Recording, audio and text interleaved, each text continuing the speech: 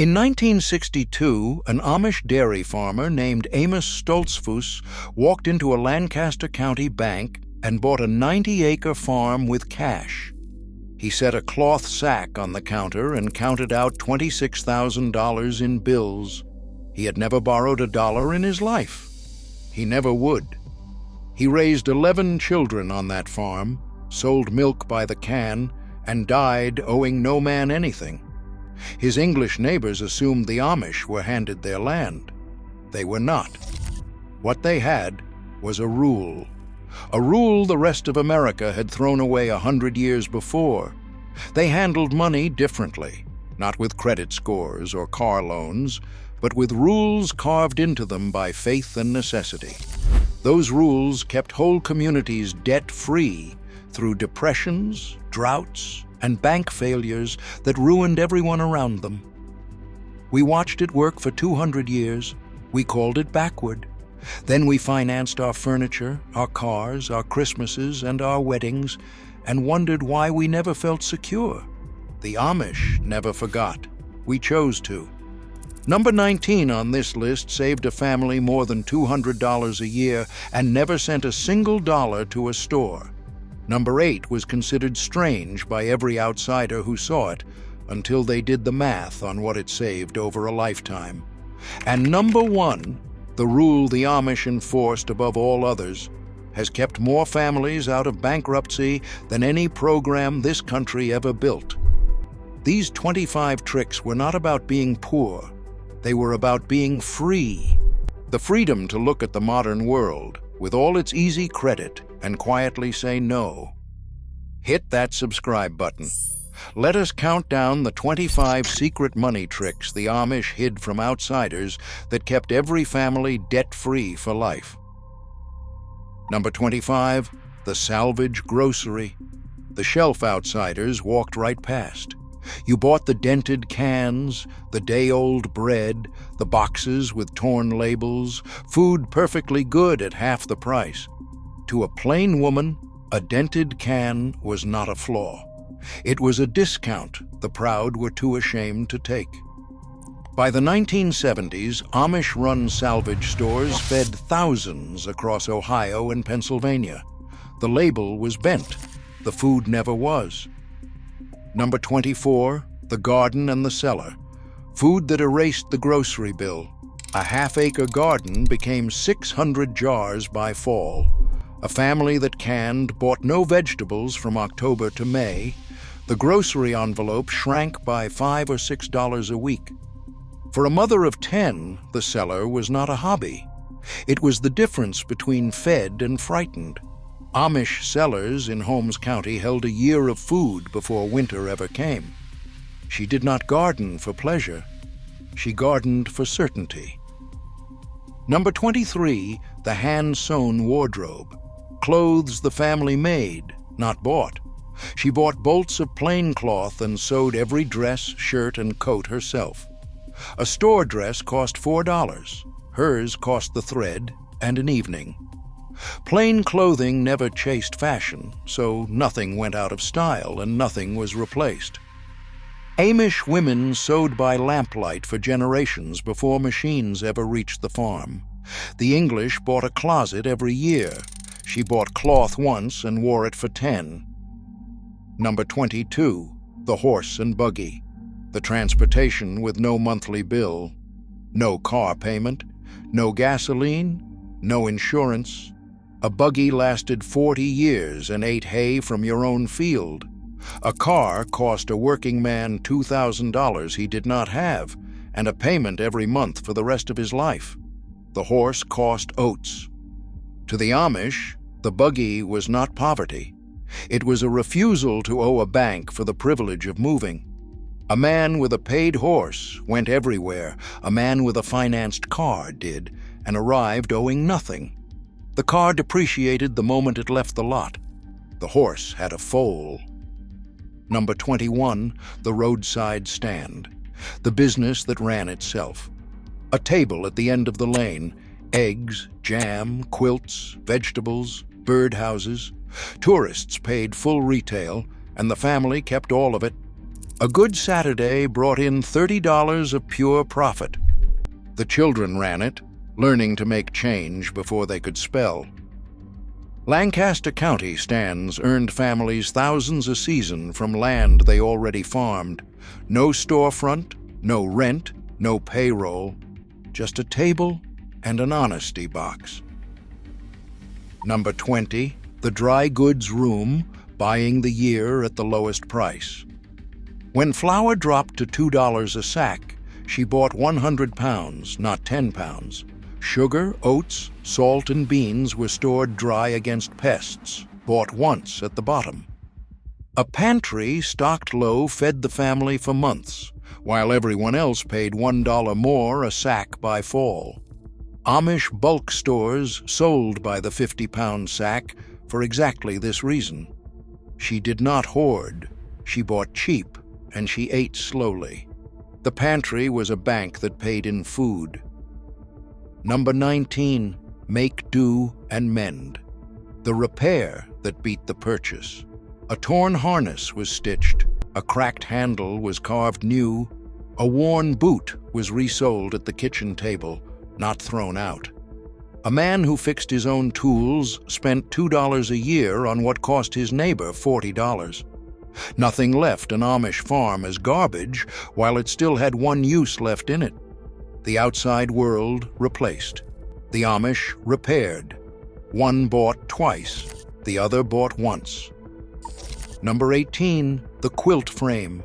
Handwork that paid like a wage. Winter evenings became income.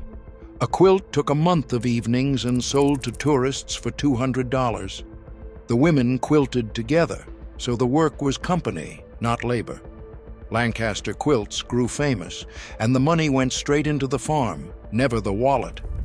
For a wife with no outside job, the frame was her paycheck. The English called it a craft. She called it the spring seed money, stitched by hand. Pattern break. Here is what the tour buses never understood. They drove through Lancaster County and saw a people frozen in time, quaint, backward, a century behind. What they were actually looking at was the last debt-free culture in America. The Amish carry almost no consumer debt. They do not finance cars, vacations, or weddings. They do not gamble a retirement on a market. We looked at all of that and felt sorry for them. Then we drove home to mortgages we could not cover and called ourselves the advanced ones. They were not behind us. They were free of the thing that owns us. Number 17, the barn raising, the insurance that cost nothing. When a barn burned, the community rebuilt it. 200 men, one day, no bill. The lumber came donated or from a common fund every family paid into.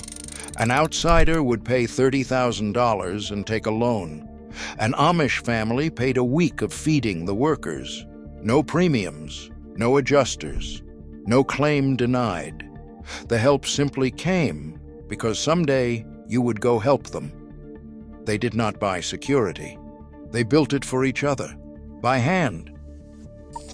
Number 16, the smokehouse. Meat that never came from a store. They raised hogs, steers, and chickens, and butchered at home each fall. A side of pork that cost the English $100 cost them the feed and a cold morning's work. The whole family worked the butchering, and nothing was wasted. Not the fat, not the bones, not the hide. Amish freezers and smokehouses held a winter of meat by November. The grocery meat counter was a place they had no reason to visit. They raised it, then they kept it. Number 15, the wood stove. Heat cut from your own land. The house was heated with wood from the family woodlot, split by the boys after school. No gas bill, no oil truck, no electric heat. In winter, the family gathered in the warm kitchen and let the far rooms go cold. A neighbor's heating bill ran $60 a month. Theirs ran the cost of a saw blade. The cold rooms were not suffering. They were savings. They burned what they owned and owed nothing for the warmth. Number 14, the trade, the economy that used no cash. Eggs for tomatoes, a day of plowing for a side of beef worth $20, carpentry for a hand-sewn coat. No money changed hands, so no money left the community. Every trade was $20 kept instead of spent. A man short on cash was never short on what he could do or grow. In tight settlements, barter ran beneath the dollar economy for generations. Cash was for the taxman and the land deed. Among themselves, a skill was money enough. Number 13, the working child, money sense taught before age 10. A child fed animals, ran the stand, and kept his own earnings by 8. A dime for eggs and a quarter for a chore. He learned that $1 was worked for, not given. By 16, he had $200 saved, while town boys had spent every cent they touched. There was no allowance for nothing. Pay followed work, always. Amish children left the 8th grade schoolhouse already knowing a trade. The English child learned about money from a credit card at 19. The Amish child learned it from a hoe at 7. Number 12, the self-built house, walls raised without a contractor. When a couple married, the community built their house. Fathers, brothers, and neighbors framed it in days. No general contractor took a third. No construction loan charged interest for 30 years. A house that cost an outsider $60,000, and a mortgage cost the Amish the materials and their own hands. The young couple moved in owing nothing. Outsiders bought a house and spent their lives paying for it. The Amish built one and owned it the first night. Number 11, the handmade furniture, tables that outlived 3 generations. They built their own beds, chairs, and tables from local hardwood. A handmade table cost the lumber and the winter evenings. A store table cost $200 and fell apart in 10 years. Theirs lasted 100 years. A boy ate at the table his grandfather built, and he would hand it down to his own children. Amish furniture became so prized that the English now pay thousands of dollars for it. They never built it to sell. They built it to keep. A thing made by hand was a thing never bought again. Number 10, the diesel and the treadle. Power off the grid. No electric company. No monthly bill, ever. A diesel engine ran the shop. A treadle powered the sewing machine. Propane lit the lamps and ran the cold box. The English paid the utility $15 a month for life, nearly $200 a year, forever. The Amish paid once for an engine and fueled it from a drum. A grandmother sewed by the same lamp her own mother had used, and never once feared a bill she could not pay. They were not without power. They were without the bill that came with it. Pattern break. Researchers who studied Amish communities kept running into something that did not fit the modern story. By every outside measure, the Amish should have been poor. 8th grade educations, no salaries, single incomes, large families. Instead, they found communities with near zero bankruptcy, high land ownership, and almost no consumer debt. Whole settlements where a foreclosure was nearly unheard of. They expected hardship. They found a stability the wider economy could not match. They went looking for the cost of living plain. They found the cost of living in debt instead. The conclusion was uncomfortable. The habits the modern world abandoned as primitive were not primitive at all. They were simply correct, and we could not admit it. Number 9, the marriage nest egg. Money saved before the wedding day. A young man worked from 14 and gave most of his pay to the family, but kept a share that grew for years. By marriage, he had $500 set aside to help buy land or stock a farm. A couple started life with savings, not a registry and a credit card. Amish weddings cost almost nothing, held at home, and catered by the community for the price of a meal. The English began marriage in debt. The Amish began it with a foundation already poured. Number 8. No insurance. The policy the church carried instead. They bought no health insurance, no car insurance, no life policy. Outsiders thought it reckless. Then they did the math. Every family paid a few dollars into a church aid fund, a tenth of what a premium cost. When sickness or fire struck, the fund and the community paid the bill in full. A lifetime of premiums, tens of thousands of dollars, never left for an insurance company's profit. They insured each other. The middleman was never invited. Number 7. The family farm wage. One income, many hands. The farm ran on family labor, so it needed no payroll. 10 children were 10 workers, not 10 expenses. Work an outsider would hire for $10 a day. The family did itself for free. One income stretched where 2 could not, because the family was the workforce.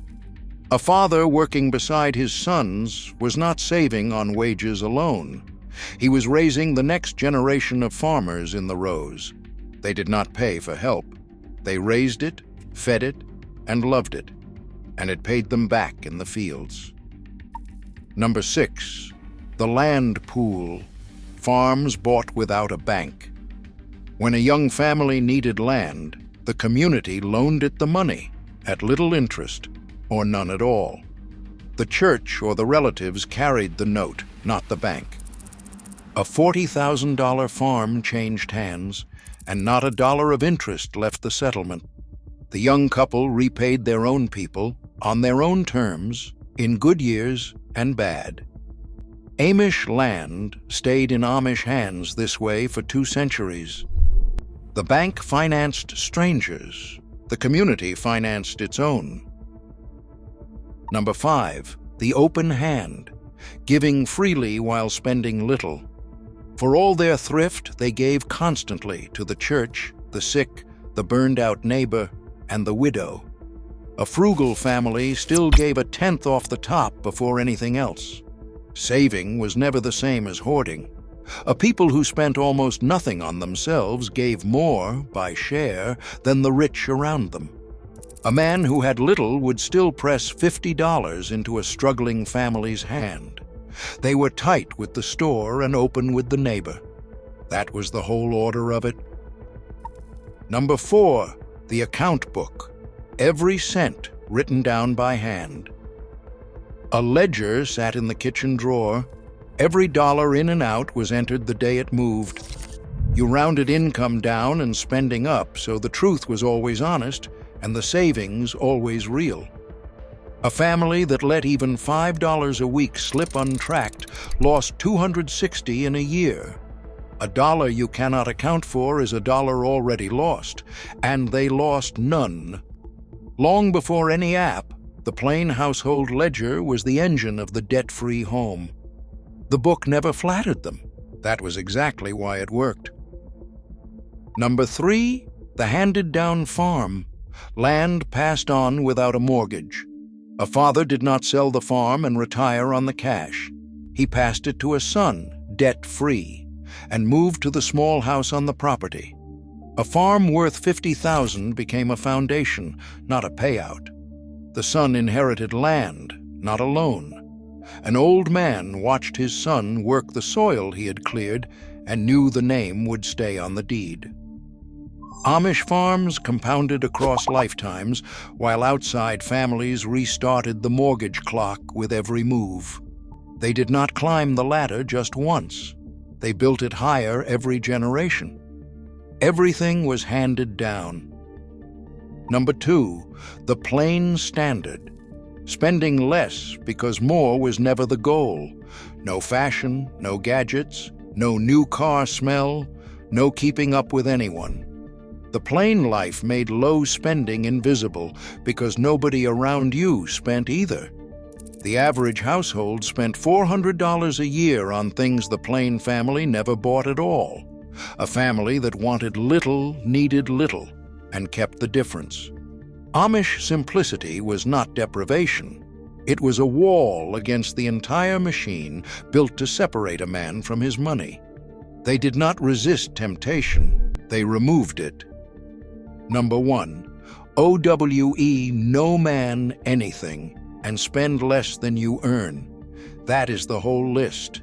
Before comfort, before convenience, before anything the outside world sold. The Amish paid cash, always, and went without until the cash was there. A man earning $60 a week lived on $45 and put the rest on the land. No mortgage, no card, no payment plan, just the plain, unbreakable discipline of living on less than came in and owing nothing to anyone. The amount they earned was never the point. The amount they kept was everything. A man who owes nothing answers to no one. That was the rule beneath every other rule on this list. None of these tricks needed a degree, a bank, or a credit score. They needed faith, patience, and the willingness to look at money honestly, with no shame and no fantasy. The Amish understood something the rest of America has spent a century trying to forget. That comfort is not security. That convenience is not freedom. That a man who can buy anything but owns nothing outright is not wealthy. He is rented. These were never the habits of a backward people. They were the habits of a free one. They built farms that outlived them, families that owed no one, and a quiet the rest of us pay any price to imitate and never find. The lender never owned a single nail of it. The world called them 100 years behind. They were simply never in a hurry to be owned.